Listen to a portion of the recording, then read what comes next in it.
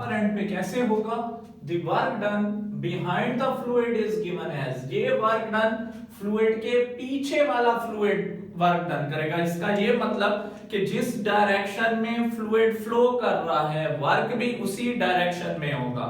मतलब ये हुआ इस बात का कि force is parallel to displacement. Next point पे जाते हैं। W1 किसके बराबर बनेगा, F1 D1 cos थीटा, जबकि फोर्स और डिस्प्लेसमेंट के दरमियान एंगल थीटा कितने 0 डिग्री के बराबर है, और cos 0 डिग्री बराबर किसके होता है 1 के। फोर्स क्योंकि प्रेशर तो एक्सर्ट हो रहा है, सर्टेन एरिया भी है, तो इस सूरत में प्रेशर बराबर होता है फोर्स पर यूनिट एरिया। तो फोर्स बराबर किसके होगी, प्रेशर इनटू एरिया, क्योंकि अब आपके पास फैक्टर क्या है F1 P1 A1 D1 is the displacement. अब ऊपर देखते हैं तो डिस्प्लेसमेंट आपके पास कितनी है डेल्टा x1, तो ये आपके पास डिस्प्लेसमेंट आ गई। cos theta is equal to 1 के, क्यों पैरेलल था तो cos 0 डिग्री लगाएंगे, तो cos 0 से आपके पास आंसर कितना आएगा 1। एनीथिंग मल्टीप्लाई विद 1 तो ये आपके पास मल्टीप्लिकेटिव आइडेंटिटी है, वैसे की वैसे आ जाएगी P1 A1 डेल्टा x1। लेकिन आप जानते हो कि delta x1 is the displacement और the distance covered by the work. Distance is equal to product of speed into time taken delta t। तो डेल्टा x1 किसके बराबर हो जाएगा v1 डेल्टा t के। अगर आप इस बात को समझना चाहते हैं तो यहां पे देखें कि अगर मैं इस बात को यूं लिखूं कि v1 किसके बराबर होता है, ये फार्मूला आप लोगों ने पढ़ा था कि v बराबर होता है delta x divided by delta t। तो डेल्टा x किसके बराबर हुआ v into delta t। Then यहां पे पुट करते हैं डेल्टा x1 की जगह पे, तो इक्वेशन बनती है मेरे पास P1 A1 v1 into delta t। अब A1 v1 into delta t किसके बराबर है, वॉल्यूम के बराबर है। आपने पढ़ा था इक्वेशन ऑफ कंटिन्यूटी के तहत, ये मैं आपको अलग से बता रहा हूं, ये हमने पढ़ा था कि A1 v1 बराबर होता है फ्लो रेट के। फ्लो रेट किसके बराबर था, volume divided by delta t time taken. तो आपके पास इस इक्वेशन से डेल्टा t यहां पे जब मल्टीप्लाई होगा तो A1 v1 तो वैसे है डेल्टा t इंटू v, तो ये आपके पास के अब बन जाएगा यहां पे वॉल्यूम।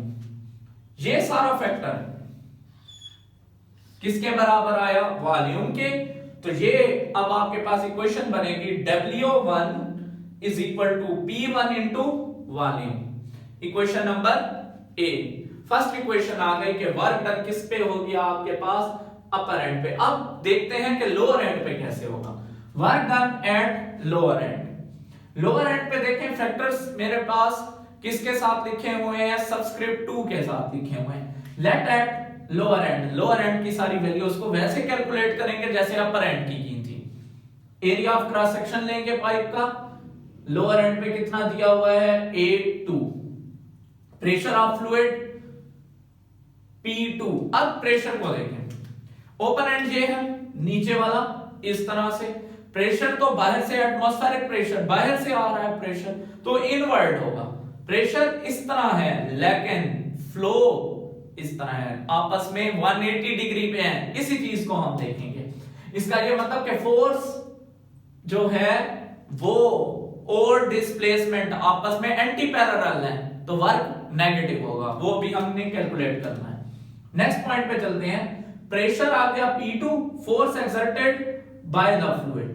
ये आप force exerted by the fluid, fluid के ऊपर जो आप फ्लूइड की तरफ से फोर्स लगेगी वो कितनी लगेगी F2, क्योंकि फ्लूइड के आगे भी कोई फ्लूइड होगा। डिस्टेंस ये कितना कवर करेगा, डेल्टा x2। इसने फासला कितना तय कर दिया, delta x2। Velocity of fluid कितनी होगी यहां पे v2। अब इसने तो यूं जाना है, तो वेलोसिटी और डिस्प्लेसमेंट दोनों सेम डायरेक्शन में। वेलोसिटी और फ्लूइड यूं है लेकिन प्रेशर इनवर्ड है, क्योंकि ओपन एंड की वजह से फोर्स अपोजिट इन डायरेक्शन में लगेगी। Volume of fluid at lower and कितना होगा, V होगा। ये जो फोर्स वाली बात है, इस बात को यूं समझें क्योंकि मैंने जो एरिया लिया है यहां पे, इसके आगे तो कोई फ्लूइड पड़ा है ना, ये फ्लूइड इसके ऊपर फोर्स जब लगाएगा तो ये इसको पुश करेगा बैकवर्ड, तो ये आपके पास फ्लूइड के ऊपर फोर्स लगेगी। तो इस सूरत में अब हम देखते हैं कि हमारे पास work done behind the fluid था वहां पे, यहां पे क्या होगा, वर्क डन, ये वो पीछे से हुआ था, ये होगा work done ahead the fluid is given as, मतलब ये कि जो आगे वाला है फ्लूइड, तो work done ahead the fluid is given as. अब सारे सबस्क्रिप्ट आपके पास रिप्लेस हो जाएंगे 2 के साथ, तो आपके पास W किसके बराबर हो गया, W2 F2 D2।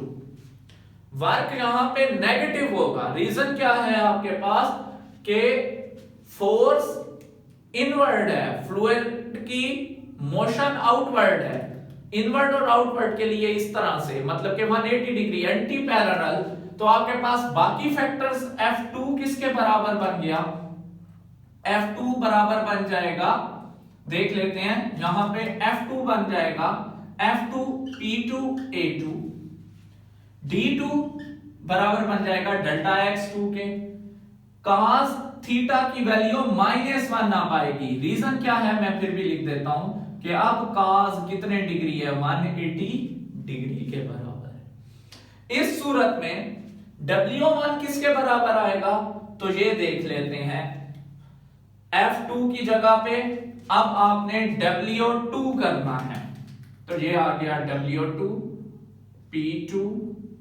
A2, 2 से सारों को रिप्लेस कर दें। अब पहले मैं रिप्लेस कर देता हूं सारे फैक्टर्स को, आपको अच्छी तरह से समझ आ जाएगी।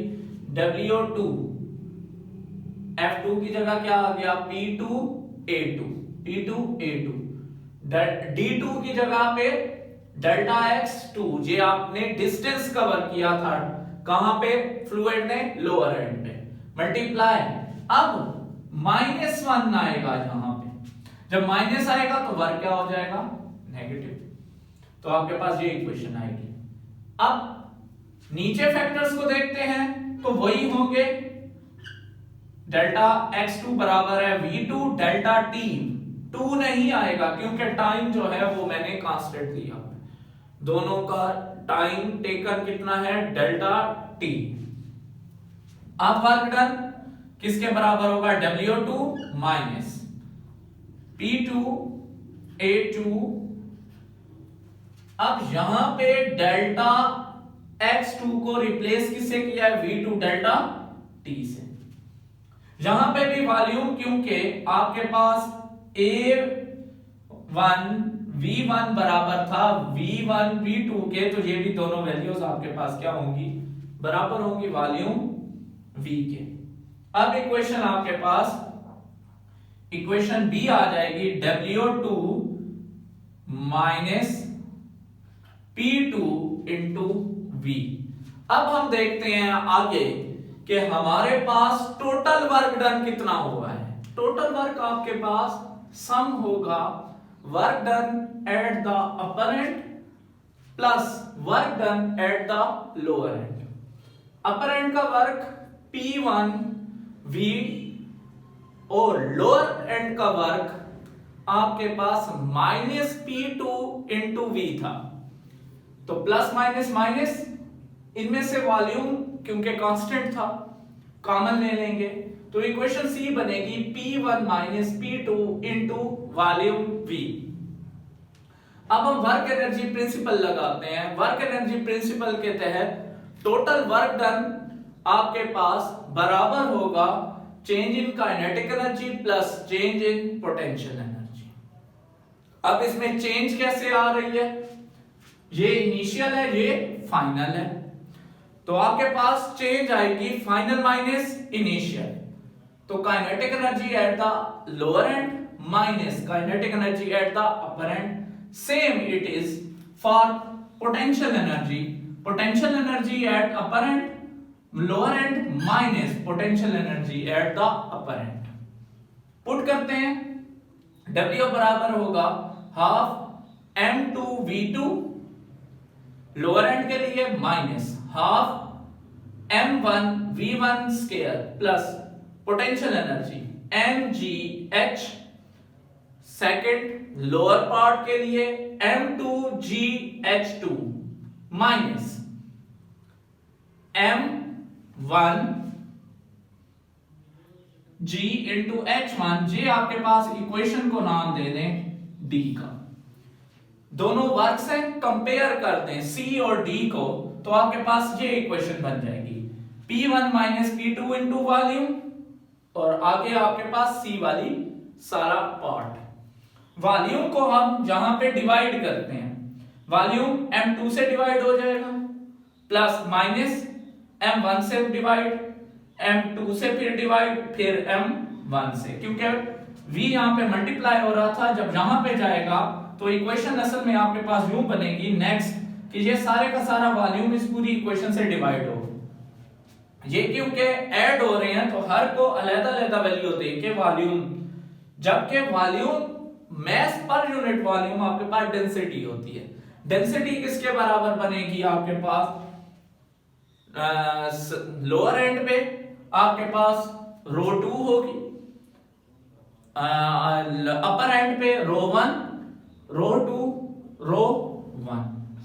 अब आप क्या करते हैं, आप लोअर एंड की वैल्यूज को इकट्ठा करेंगे और अपर एंड की वैल्यूज को इकट्ठा करेंगे, फिर क्या बनेगा आपके पास, लोअर एंड की वैल्यूज आपके पास हैं P2, अपर एंड की वैल्यूज क्या हैं P1, P1 वैल्यूज इकट्ठी करनी, यहां पे 1 P1 ये माइनस में है, ρ1 और V1 इसको उठाकर इस साइड पे ले आएंगे तो ये माइनस प्लस में चेंज हो जाएगा, half ρ1 V1 square plus ρ1 G into H1, ये आपके पास एरिया किसका आ गया, सारे का सारा, ये आपके पास अपर एंड का आ गया। अब लोअर एंड का देखें तो वो आप लोअर एंड का 2 के साथ, ये माइनस में है, वहां जाके प्लस हो जाएगा P2, और ये तो दोनों वैल्यूज आपके पास प्लस में थी, ये वाली भी और ये वाली भी एज इट इज आने। इसका ये मतलब कि प्रेशर प्लस काइनेटिक एनर्जी पर unit volume plus potential energy पर यूनिट वॉल्यूम जो आपके पास अपर एंड पे है, बिल्कुल वही की वही आपके पास किस पे है, लोअर एंड पे। इसका ये मतलब कि इन दोनों का रिजल्ट किसके बराबर है, कांस्टेंट के बराबर। और यही आपके पास क्या कहलाएगा कि प्रेशर भी constant P plus kinetic energy पर unit volume half rho V square plus रो G H, ये तीन फैक्टर्स का सम हर पॉइंट पे पाइप के अंदर आपके पास कांस्टेंट रहेगा। इसका ये मतलब कि ये इक्वेशन क्या कहलाती है, बर्नौलीज इक्वेशन कहलाती है।